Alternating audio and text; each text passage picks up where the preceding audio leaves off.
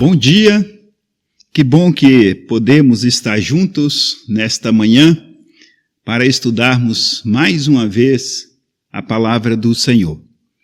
Nós continuaremos com esse tema, gigantes que podem frustrar nossos planos. No domingo passado nós vimos o gigante chamado falta de esperança e hoje, pela graça do Senhor, nós vamos estudar sobre um gigante denominado autocomiseração. E para tanto nós vamos usar as Escrituras, mas o nosso livro-chave é Salmo 73. Então eu quero pedir que você abra sua Bíblia no Salmo 73 e vamos orar e em seguida nós retomaremos o nosso estudo. Santo e eterno Deus, queremos te dar graça, Senhor, por esta manhã, queremos bendizer o teu nome pela noite de descanso e também ao Pai, bendizemos o teu nome porque temos a tua palavra em mãos e nesta manhã temos o privilégio de estudarmos. Pedimos que o Senhor nos ajude e que a tua palavra produza o efeito que o Senhor quer em nossas vidas, para que possamos glorificar o nome do Senhor a cada instante. Em nome de Cristo é que eu oro e agradeço. Amém. Bem, meus amados, então, como disse, esta manhã o nosso tema é autocomiseração. Autocomiseração é um sentido de compaixão por si mesmo. Então, quando nós nos encontramos nessa condição, normalmente nós fazemos esta pergunta: por que eu? Por que eu? Por que eu? E quantas vezes já fizemos essa pergunta ou fomos tentados a fazer tais perguntas? Como? Por exemplo, por que isso está acontecendo comigo? Você já parou para pensar ou refletir que em algum momento você fez essa pergunta? Por que isto está acontecendo comigo? Por que Deus está fazendo isso comigo? Não basta estar acontecendo isso comigo, mas o porquê Deus está fazendo isto comigo. O que eu fiz para merecer isso? Então são perguntas que fazemos em momentos de autocomiseração. Mesmo que porventura não temos feito essas perguntas de voz alta, mas podemos ter feito em nosso coração. Por exemplo, as circunstâncias que nos levam a perguntar por que eu são incontáveis. O universo é muito grande no tocante a coisas ou a momentos ou situações em nossas vidas que podemos fazer essa pergunta, por que eu? Por exemplo, estudantes se perguntam por que eles são ou têm dificuldades acadêmicas. Eles estão estudando, estão se preparando e de repente se deparam com uma dificuldade acadêmica. Então eles perguntam por quê? Por que isso está acontecendo comigo? Pessoas casadas se perguntam por que não conseguem fazer o casamento dar certo. Por quê? Por que meu casamento não dá certo? Por que eu não consigo fazer com que o meu casamento dê certo? Por que isto está acontecendo comigo? Funcionários de muito tempo nas empresas se perguntam por que eles são os primeiros a serem demitidos quando a empresa passa por uma situação crítica financeiramente. Por quê? Porque eles são os primeiros a serem demitidos.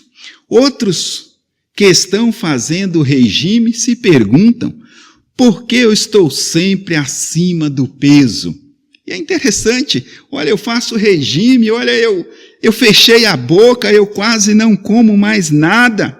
E ainda assim eu continuo acima do peso. Por que isto está acontecendo comigo? Meus amados, servos de Deus como Moisés perguntou, por que eu? ele também fez essa pergunta. E no livro de Êxodo, capítulo 5, nós vemos que Moisés fez essa pergunta, mas ele fez essa pergunta por várias vezes no livro de Êxodo.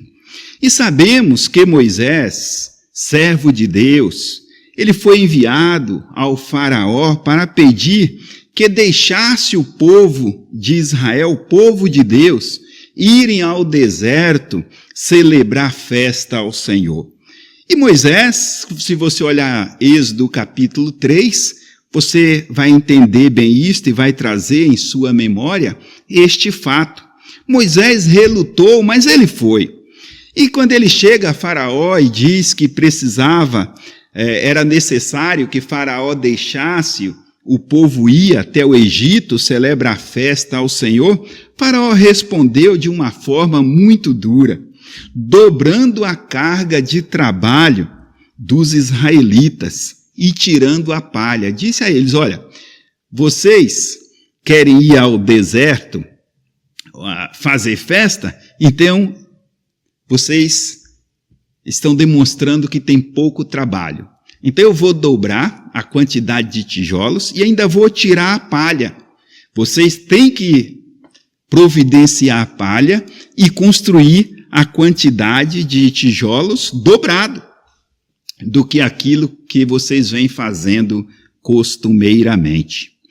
E aquela atitude de Faraó aborreceu muito o povo, que se irou contra Moisés e disseram, o Senhor atente sobre vós e julgue isso, porque fizeste o nosso caso repelente diante de Faraó e diante de seus servos, dando-lhes a espada nas mãos para nos matar. Então essa foi a postura do povo diante daquela reação de Faraó.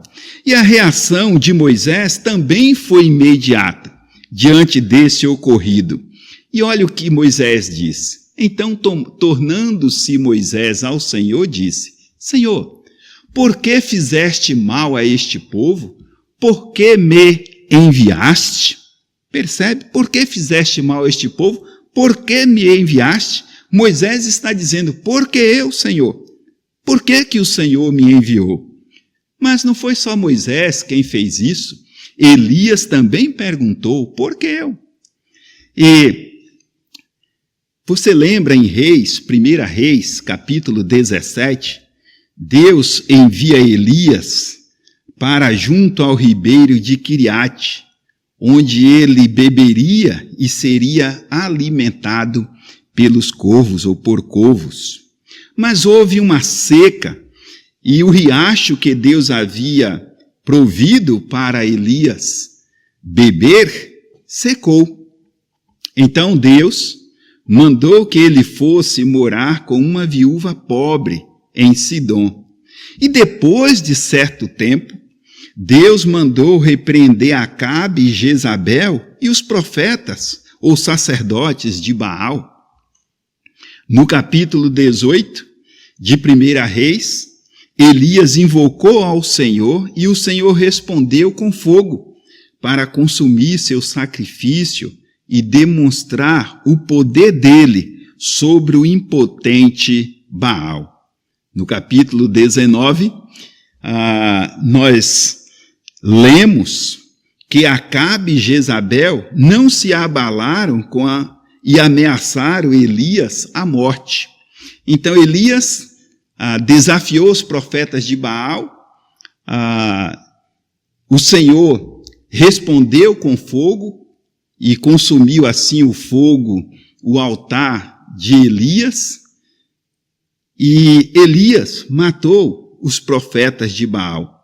Mas no capítulo 19, isso não afligiu em nenhum momento Acabe e Jezabel. E eles disseram então que tirariam a vida de Elias. Assim como Elias havia feito com os profetas de Baal, assim também eles fariam com Elias. Então Elias teve medo e fugiu para o deserto. E, fugindo para o deserto, sentou-se debaixo de uma árvore e clamou, Já basta, ó Senhor. Toma agora a minha vida, pois não sou melhor do que meus pais. Em outras palavras, Elias está dizendo, por que eu? E esta é uma pergunta difícil de responder. Por que eu? Geralmente, não encontramos uma lista de motivos para os nossos problemas. Não encontramos uma lista. Nenhuma explicação de por que estamos passando por aquilo. Muitas vezes acontece. Nós temos um problema ou nos encontramos com um problema e não sabemos identificar como ele surgiu. Não tem uma cartilha dizendo que, olha, é assim, assim, assim, ou é por isso, isso, isso. Não tem. Só Deus sabe a resposta para todos os nossos porquês. Só Deus sabe a resposta para todos os nossos porquês. Olha o que diz a palavra de Deus em Provérbios 20, 24. Os passos do homem são dirigidos pelo Senhor. Como, pois, poderá o homem entender o seu caminho? Portanto, meus amados, é importante ressaltar que Deus não quer que enfrentemos esse problema tentando responder à pergunta, por que eu? Somos livres até para especular, porque as coisas acontecem conosco desta forma ou daquela forma. Mas nenhum de nós saberá com certeza, em muitas vezes, em muitos momentos. Em vez de gastarmos energia com uma pergunta que às vezes não teremos resposta, devemos buscar pela palavra de Deus a orientação e sabedoria para lidar com aquela situação. Deus tem uma solução para o problema da autocomiseração, assim como para todos os nossos problemas. Ele tem uma solução. Às vezes nós perguntamos, às vezes nós gastamos energia para entender o que está acontecendo e nem sempre conseguimos, não teremos a resposta, mas é certo que Deus sabe tudo o que está acontecendo conosco. E como disse que o nosso texto base nesta manhã é o Salmo 73, então nós vamos meditar neste salmo, porque ele não apenas mostra um homem lutando contra a autocomiseração, como também nos mostra a solução. Então, o Salmo 73, ele é propício nesse momento.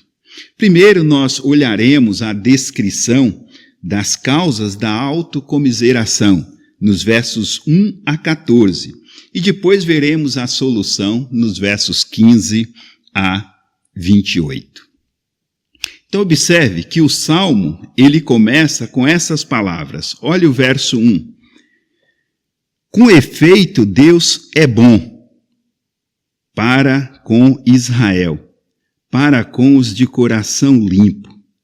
Quanto a mim, porém, quase me resvalaram os pés.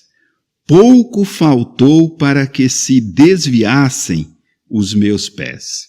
Ele está dizendo, com efeito, Deus é bom. É interessante.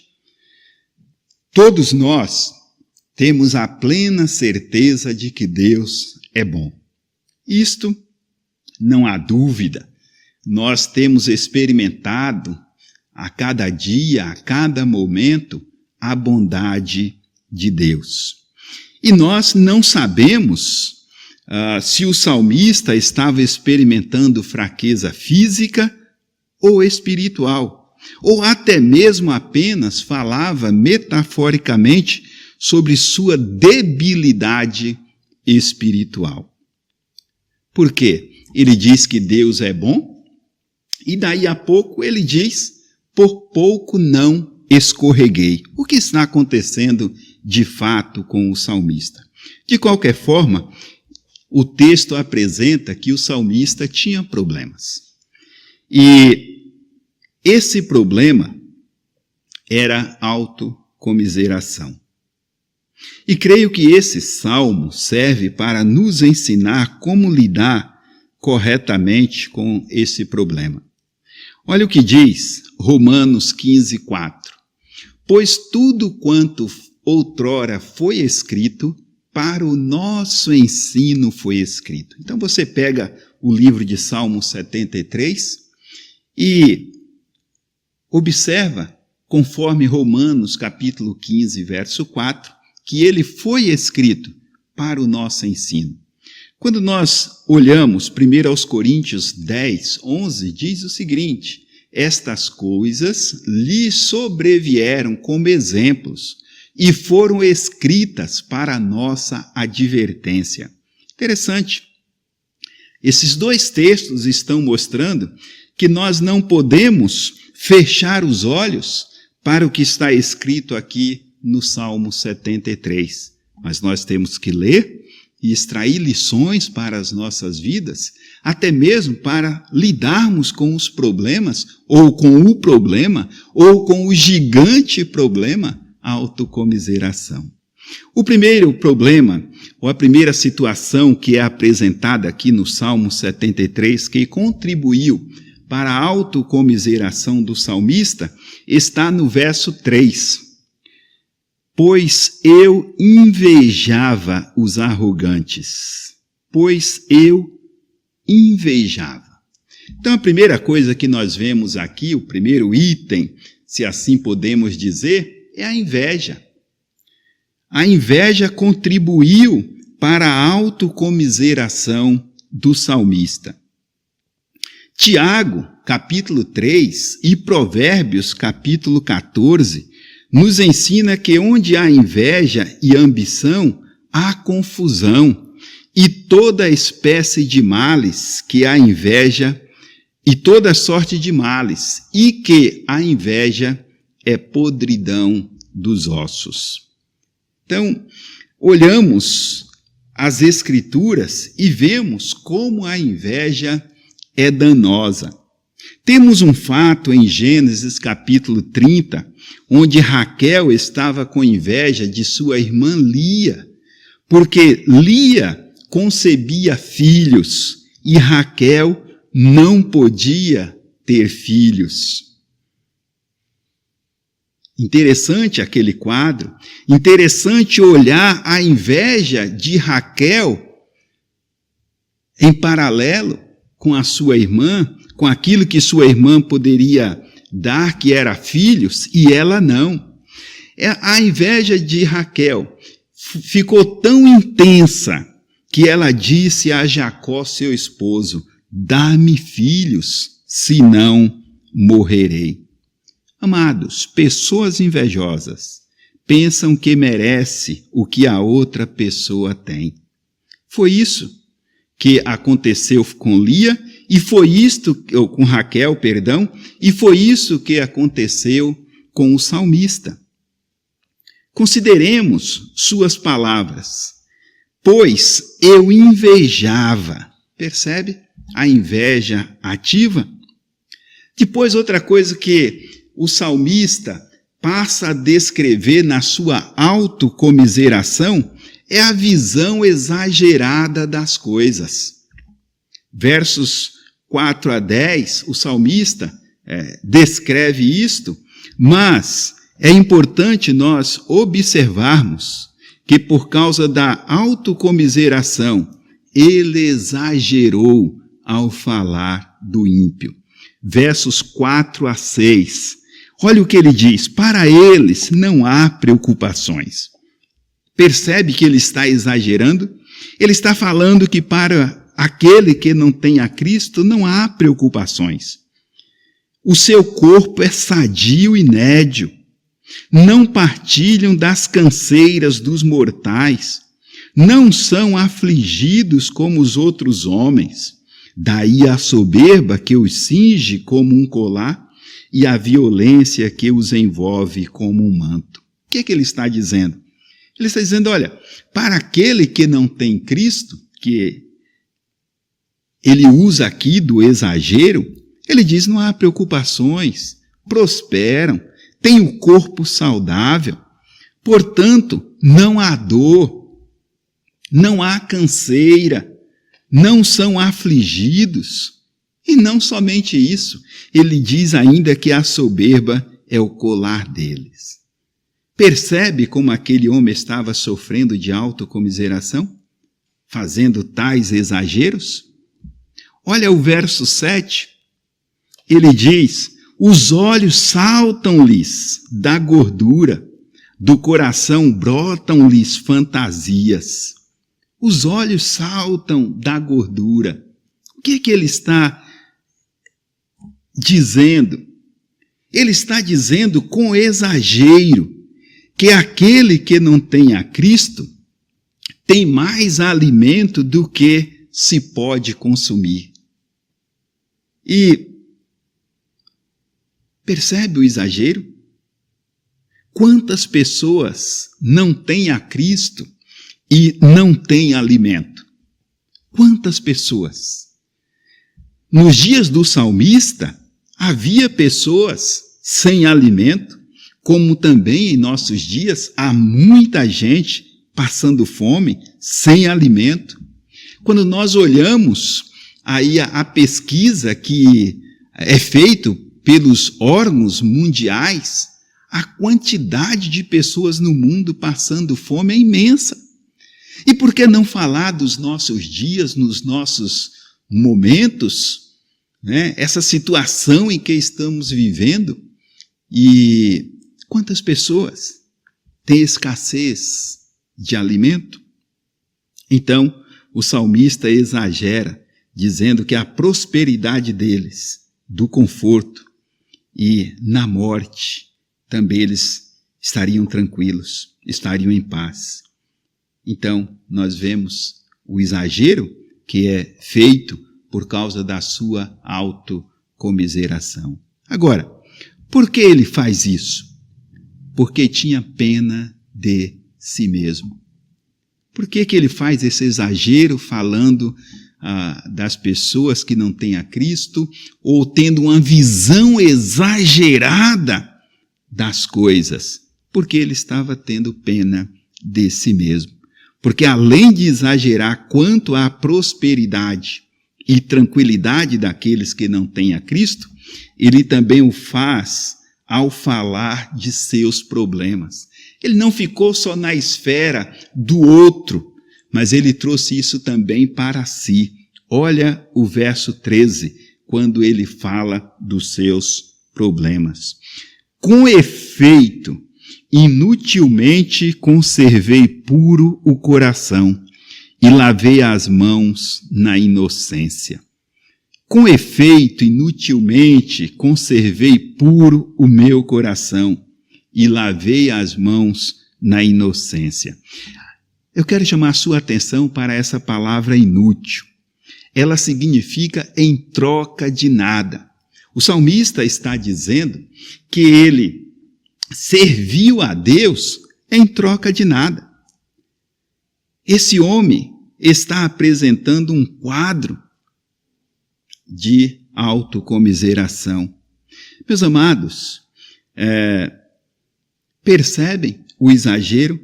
Servir a Deus em troca de nada. Foi inútil tudo que eu fiz até aqui. Foi inútil. E nesse ponto, o salmista estava tão dominado pela autocomiseração sobre seu sofrimento, que sua mente havia excluído qualquer percepção da bênção de Deus. Tinha excluído totalmente qualquer percepção da bênção de Deus.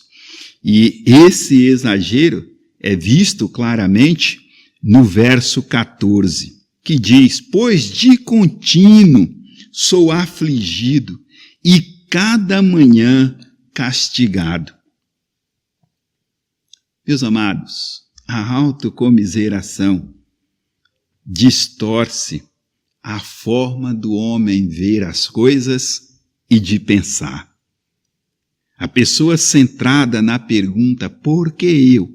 está claramente centrado em si mesmo. Observemos outro passo na vida do salmista. A autocomiseração o levou ao entendimento errado da verdadeira fonte de bênção. Olha os versos 11 e 12. E diz: como sabe Deus? Acaso há conhecimento no Altíssimo? Eis que são estes os ímpios, e sempre tranquilos aumentam suas riquezas. Interessante, aumentam suas riquezas. É isto que ele diz, é isto que ele descreve. Mas percebam a confusão que ele está fazendo. Porque a Bíblia deixa claro que as riquezas de Deus não são materiais. O salmista estava com esse entendimento errado da verdadeira fonte de bênção, porque as bênçãos de Deus não são materiais. Olha o que diz Lucas, capítulo 12, verso 15. A vida de um homem não consiste na abundância dos seus bens ou dos bens que ele possui. A vida de um homem não consiste na abundância dos bens que ele possui. E não somente Lucas, Mateus também 16, 26 diz: pois que aproveitará o homem se ganhar o mundo inteiro e perder a sua alma? Então percebe que o salmista estava com entendimento errado sobre a verdadeira fonte de bênção? As bênçãos do Senhor, meus irmãos, não são materiais. As bênçãos do Senhor, de fato, é espiritual. Olha o que diz 2 Coríntios 8, 9. Pois conheceis a graça de nosso Senhor Jesus Cristo, que sendo rico se fez pobre por amor de vós, para que pela sua pobreza vos tornasseis ricos. Percebe? Pela sua pobreza vos tornasseis ricos. Meus queridos, a prosperidade e as riquezas que Deus nos dá estão muito além das coisas desta vida, muito além. Ele, na sua infinita graça e bondade, tem nos dado além do que o que nós precisamos, mas o nosso foco deve ser sempre que as bênçãos do Senhor são espirituais e não materiais. Nós temos no Senhor a salvação, nós temos no Senhor o perdão dos nossos pecados, nós temos no Senhor paz, nós temos no Senhor alegria, nós temos no Senhor a esperança de vivermos com Ele por toda a eternidade. Nós vimos nos versos 11 a 13 até aqui que a inveja, a visão exagerada das coisas e o entendimento errado da verdadeira fonte de bênção contribuíram para que a pessoa do salmista sentisse pena de si mesmo. E também, irmãos, isso pode acontecer conosco e nós podemos fazer a pergunta: por que eu? Aquela pergunta que é difícil de responder. Por que eu? Mas, meus amados, pela graça de Deus, o salmista descobriu e registrou a solução de Deus para esse problema, para esse gigante que nós chamamos nesta manhã de autocomiseração. Lembra como ele começou? Ele começou dizendo: com efeito Deus é bom. Com efeito Deus é bom. Mas com o passar do tempo ele ficou sentindo pena de si mesmo, conforme nós vimos até aqui. Mas Deus é misericordioso para nos socorrer quando o buscamos. Olha o verso 17. O salmista registra: até que entrei no santuário de Deus. Até que entrei no santuário de Deus. Meu irmão, minha irmã, não importa o problema, não importa a situação, busque a Deus, confie no Senhor. Veja as coisas do ponto de vista de Deus e você glorificará o nome do Senhor. O salmista, ele diz que tudo aquilo acabou quando ele buscou a presença de Deus, ou seja, quando ele buscou Deus. Isaías diz que Deus é grande, que Deus é santo, que ele habita no alto e sublime trono, mas também ele habita com o abatido e o quebrantado de espírito. E foi isso que o salmista fez.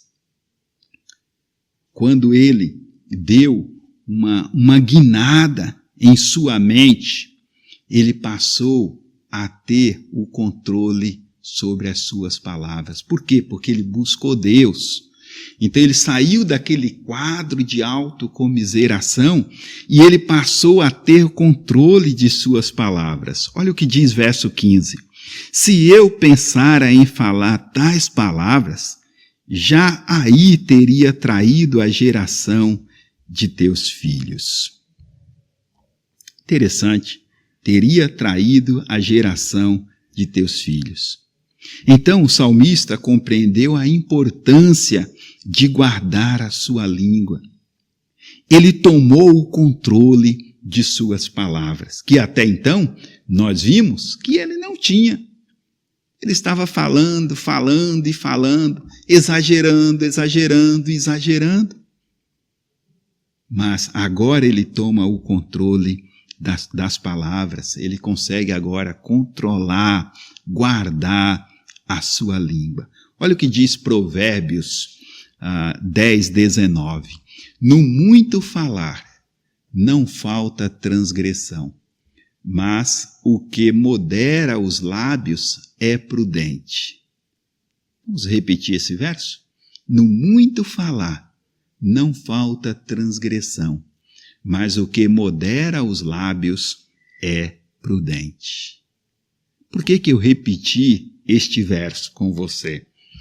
Porque muitos de nós parecem desconhecer esse princípio. Parece que não conhecemos esse princípio, que precisamos guardar a nossa língua, que precisamos estar pronto para ouvir e tardio para falar.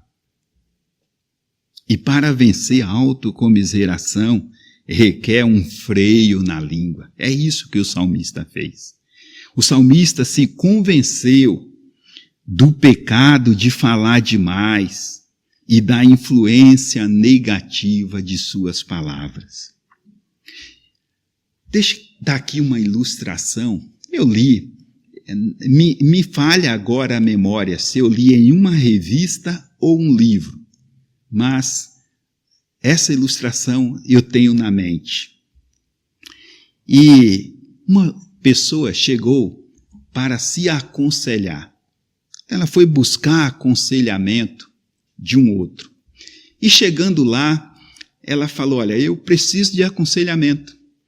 E aquele que estava ali para aconselhar disse, então fale.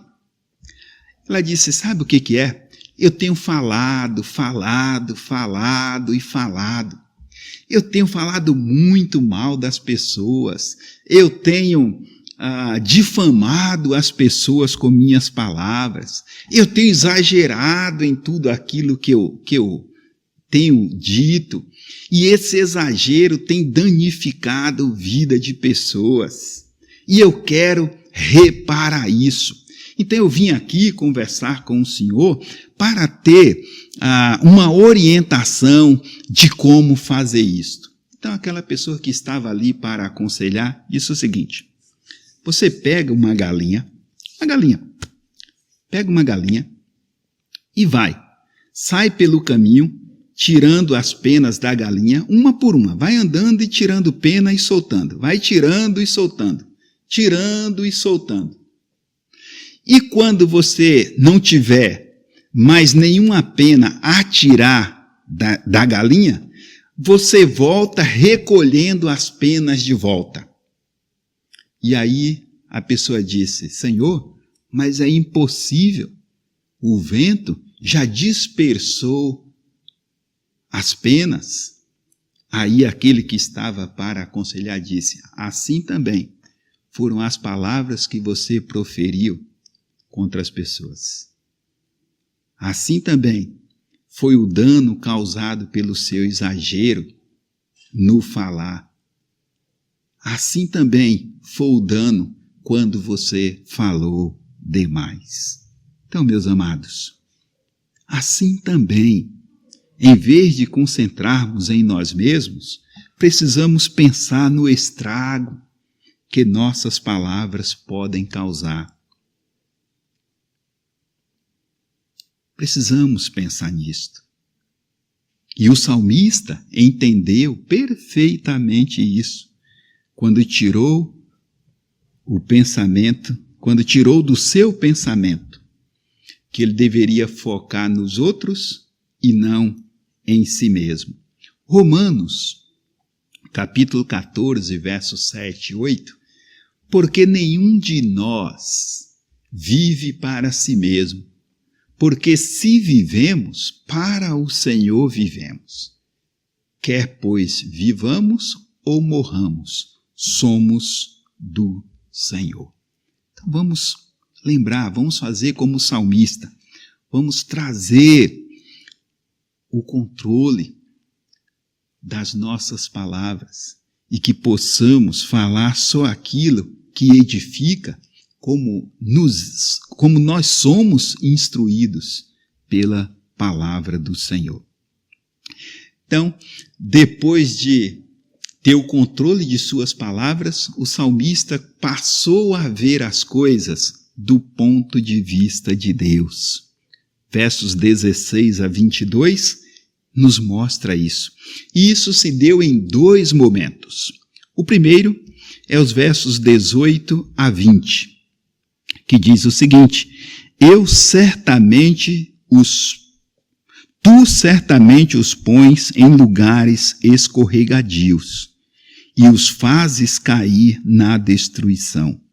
Como ficam de súbito assolados, totalmente aniquilados de horror, como ao sonho, quando se acorda, assim, ó Senhor, os despertares, desprezarás a imagem deles. Interessante, ele entende a real condição daquele que não tem a Cristo, que ele usou de exagero quando estava vivendo em autocomiseração. Então ele reconheceu que a posição deles não tem nada desejável, é o que ele descreve aqui nesses versos, que eles não gozam paz e nem estão livres de sofrimentos. Viviam em um mundo de fantasias, criado por eles mesmos. E o futuro deles não é certo. Então, percebe? E olha o que a palavra de Deus diz em João, capítulo 3, verso 36. Por isso, quem crê no Filho tem a vida eterna. O que todavia se mantém rebelde contra o Filho não verá a vida, mas sobre ele permanece a ira de Deus. Eu quero aqui abrir um parênteses para dizer a você que porventura está nos ouvindo e não tem a Cristo como Senhor e Salvador da sua vida. Você precisa crer em Cristo. Você precisa receber a Cristo como Senhor e Salvador da sua vida. Porque, conforme esse texto e outros nas Escrituras, você comparecerá diante de Deus. e dará contas do seu pecado. E por que eu digo que você precisa receber a Cristo como Senhor e Salvador? Porque se você receber a Cristo como Senhor e Salvador, Ele vai perdoar os teus pecados. E você vai comparecer diante dEle e você o terá como seu Senhor, aquele que morreu na cruz e pagou os seus pecados. Se você partir desta vida sem Cristo, você também comparecerá diante dEle, só que lá no trono branco. E você o encarará como seu juiz, não como seu Senhor, e sim como juiz. Está assim exposto a nossa recomendação, o nosso desejo para você, meu prezado amigo, para você, minha amiga. Se você não tem a Cristo como Senhor e Salvador, pense nisso. Pense na importância que é ter Cristo como Senhor e Salvador. O próximo verso de Hebreus 9, 27 diz o seguinte: e assim, como aos homens está ordenado morrerem uma só vez, vindo depois disto o juízo. Então, o salmista, fecha aqui o parênteses, o salmista entendeu perfeitamente a real condição daquele que não tem a Cristo. Mas, como eu disse, ele fez em 2 momentos. E o segundo momento encontra-se nos versos 21 e 22. Quando o coração se me amargurou e as entranhas se me comoveram, eu estava embrutecido e ignorante. Era como um irracional à tua presença. Então, esses versos nos mostram que ele passou a entender que ele era o próprio responsável pela sua autocomiseração. Conforme seu entendimento crescia, ele reconhecia que ele era o próprio causador da autocomiseração, porque ele não pensava corretamente, ele não via as coisas corretamente. Lembra da expressão que lemos aí agora, nos versos 21 e 22? Quando o coração se amargurou, eu estava embrutecido e ignorante. Amados, isso o levou a não olhar para a vida com a perspectiva de Deus, mas ele estava olhando com a perspectiva do homem, e ele usa a palavra aí irracional. Por quê? Porque ele estava olhando com uma perspectiva humana e materialista. Mas depois de tudo isso, o salmista dá mais um passo interessante.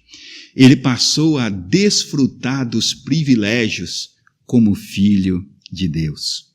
Os versos 23 a 28 nos mostram isto, que realmente, depois que ele buscou ao Senhor,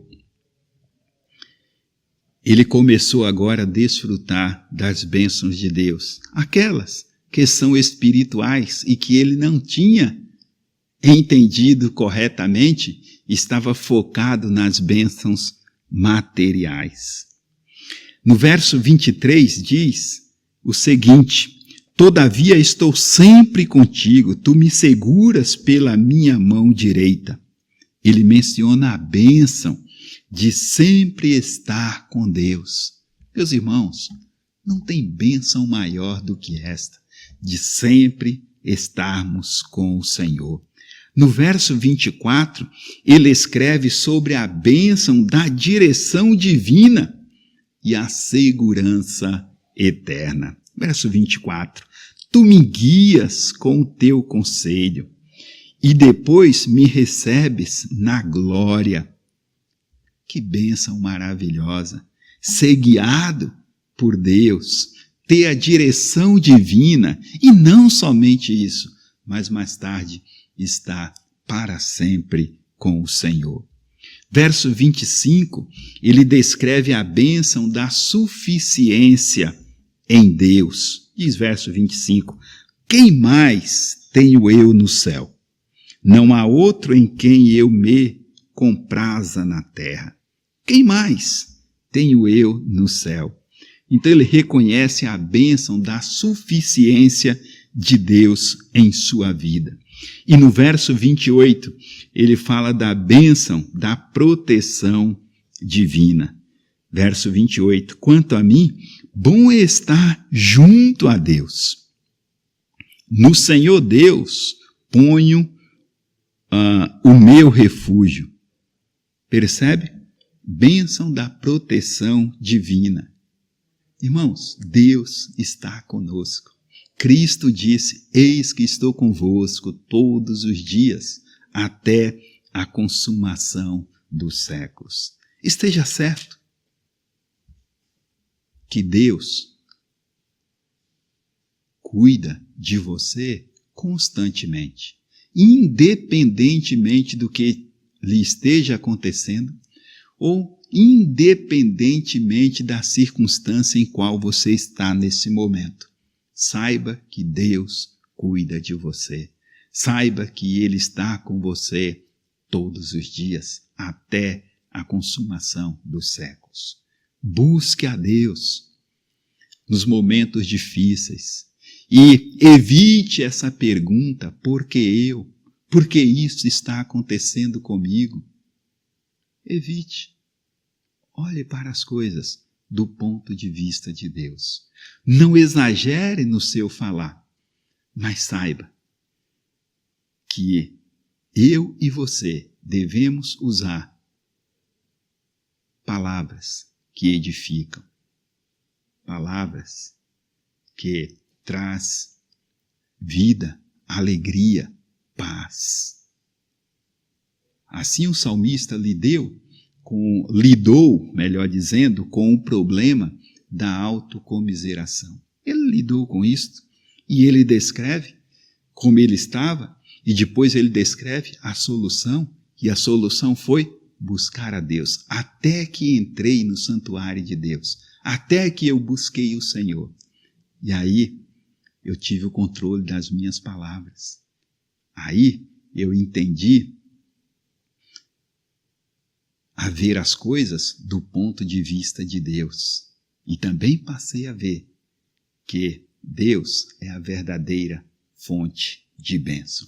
E para concluir, meus amados, primeiro, a autocomiseração não é causada por nossos problemas, mas por nossas reações, como nós reagimos diante dos nossos problemas. Segundo, para vencer a autocomiseração, é uma questão de vermos as coisas do ponto de vista de Deus. Vamos ver as coisas do ponto de vista de Deus. E vamos pedir a ajuda dele nos momentos difíceis. E por fim, quando surgir a pergunta, por que eu? Volte-se para as Escrituras e veja tudo que você tem em Cristo Jesus. Veio à mente essa pergunta? Surgiu aí no seu pensamento essa pergunta? Volte-se para o Senhor. Olhe nas Escrituras e veja tudo quanto Jesus já fez por você ou tudo que você tem em Cristo Jesus. Meu irmão, minha irmã, que Deus te abençoe e que Deus te ajude, que você possa extrair lições desse Salmo 73 e assim você possa glorificar o nome do Senhor. Percebe que o salmista apresentou um estado de autocomiseração, mas em seguida também ele escreveu como vencermos. Portanto, o meu desejo para você é que você busque ao Senhor constantemente e viva uma vida para o seu inteiro agrado. E você, meu amigo, minha amiga, que porventura ainda não tem a Cristo como Senhor e Salvador, entre em contato conosco. Deixa-nos saber, deixa-nos te ajudar, para que você possa também, pelas Escrituras, ter fé no Senhor Jesus. Que Deus nos abençoe, que Deus nos ajude e até logo mais às 11 horas.